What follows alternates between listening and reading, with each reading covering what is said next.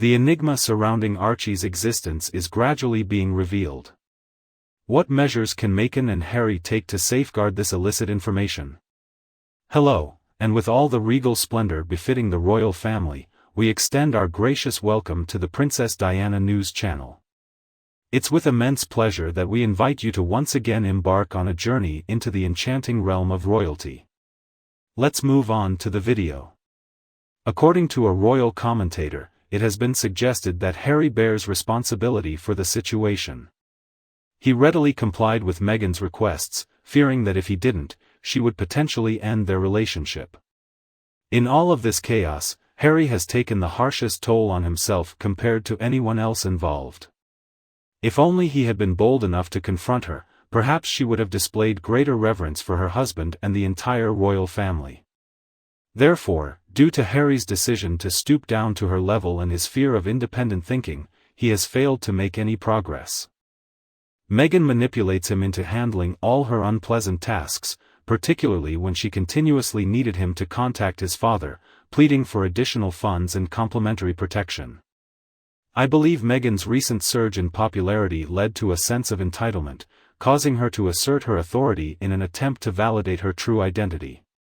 Despite her continued lack of understanding, her attitude has proved to be of no assistance in her life. Genuinely, it continues to astonish me that Meghan Markle, an individual with no notable background, has the power to manipulate and control the royal family. Well, her past is quite unsavory. In my opinion, Meghan and Harry demonstrate not only entitlement and narcissism, but also dishonesty in a sense of unrealistic self-perception. They reside in a realm of imagination.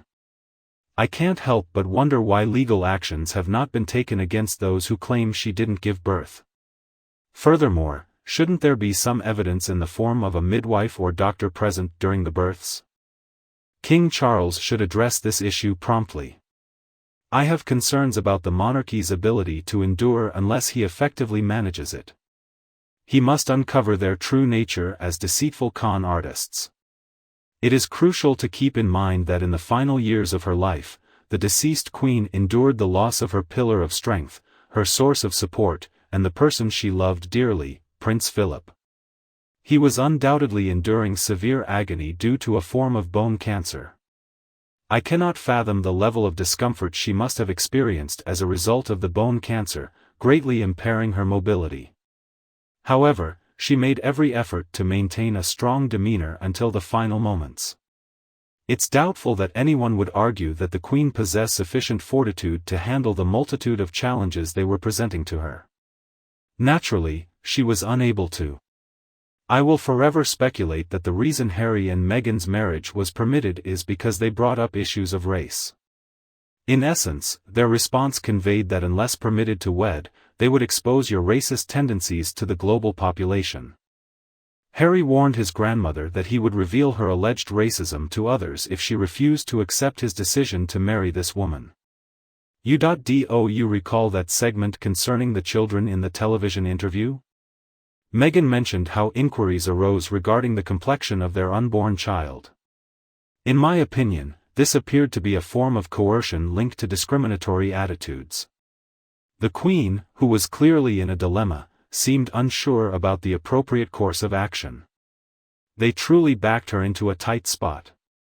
Based on their consistent behavior, it seems likely that racism is the underlying cause for their actions, as they have continuously relied on this factor ever since they tied the knot. The situation deteriorated further upon transitioning to the U.S. They have persistently utilized the racism accusation.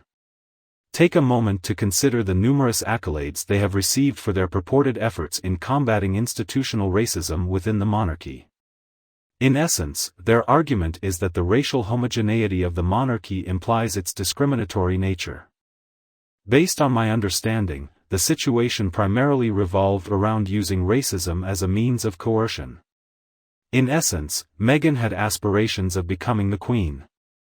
She held the belief that she could successfully transform an ancient monarchy system that had endured for over a millennium. Enhancing its awareness, increasing its allure, transforming it into a Hollywood-worthy spectacle. It was evident that due to William and his family, that creature would never have the opportunity to become queen. Therefore, she opted to throw a minor tantrum and flee to the university. Asserts the entirety of UK.to engage in discriminatory behaviors based on race. Although Harry truly had a deep affection for Africa, it seems apparent that Meghan Markle did not wish to engage with her fellow people of color, despite claiming to be their kin. Meghan strategically utilizes the topic of race to garner attention for herself, unfortunately exploiting the current prominence of racism as a potent catalyst. In my opinion, it is essential for them to request a DNA test initially. To be fair, given the unpredictable nature of both childbirths, requesting this seems quite reasonable. Are there any doctors or medical professionals who were present during the birth? It is expected that the childbirth of a future royal heir would be observed and documented. A doctor possesses the ability to definitively determine whether or not a woman has ever experienced childbirth in her life. Alternatively, as Meghan's family suggests, in the event that she underwent a complete or partial removal of her uterus, either could be possible. I highly doubt that only a few individuals were aware of the use of a surrogate. Smartly, including children who were not biologically born to Meghan in the line of succession can be seen as disloyalty towards the monarchy. If the king were to openly acknowledge the use of a surrogate, it is likely that the individuals who concealed this fact will face legal consequences within the court system. I am referring to various medical professionals such as doctors, nurses, and the surrogate, among others.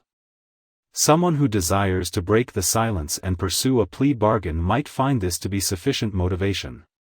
At this stage, it may be crucial to implement effective measures in order to permanently address and resolve the Meghan and Harry issue. Meghan's perception is severely distorted. In my opinion, she genuinely aspired to become queen and aimed to bring about reforms within the traditional monarchy. However, when she found herself unable to achieve her goal, she made the decision to flee to the United States. However, did she not ponder the possibility of becoming queen, knowing that William and his 3 children are still alive and relevant? She desired immense recognition and notoriety, yet I fail to comprehend how she could genuinely believe she had a genuine chance of becoming queen. Moreover, there is an additional issue that seems to be overlooked by many. I would like to discuss Andrew. There are rumors suggesting that Charles influenced Elizabeth to change her decision about him not wearing his robes during the coronation. An enduring presence within Meghan and Harry's story unquestionably revolves around Marcus Anderson. He's the inexperienced individual who unexpectedly rose to a managerial position at Soho House, despite his lack of qualifications. It is rumored that he is Andrew's son and is originally from Canada. Consequently, the York sisters would become his half-siblings, thus resulting in Harry being his relative as well. However, Meghan shouldn't be involved in this matter. If she were to do that, she would face severe consequences. It's highly unlikely that Charles is unaware of all of this. The real story behind Marcus Anderson appears to have been meticulously concealed on the internet. At a certain stage, there was a succinct portrayal of his upbringing and birth in Peterborough, Canada, including mention of his mother's identity. Andrew and she attended the same college, while Anderson remains tight-lipped about the situation. Why on earth was he residing with Harry and Meghan? Such an unusual situation. I fail to understand how it could be pleasant for a highly ambitious man like the boss to not be recognized while living with his employee, Meghan. Once again, Andrew poses a challenge. I believe that an easier approach would entail complete transparency and openly discussing everything. However, let's refocus our attention on Meghan. She wears a discontented expression that emerges whenever she is confronted with unwelcome information. She is extremely repulsive. I fail to comprehend why the family permitted the situation to escalate to this extent, and why they persist in granting authority to this low-class individual, determining their actions and limitations.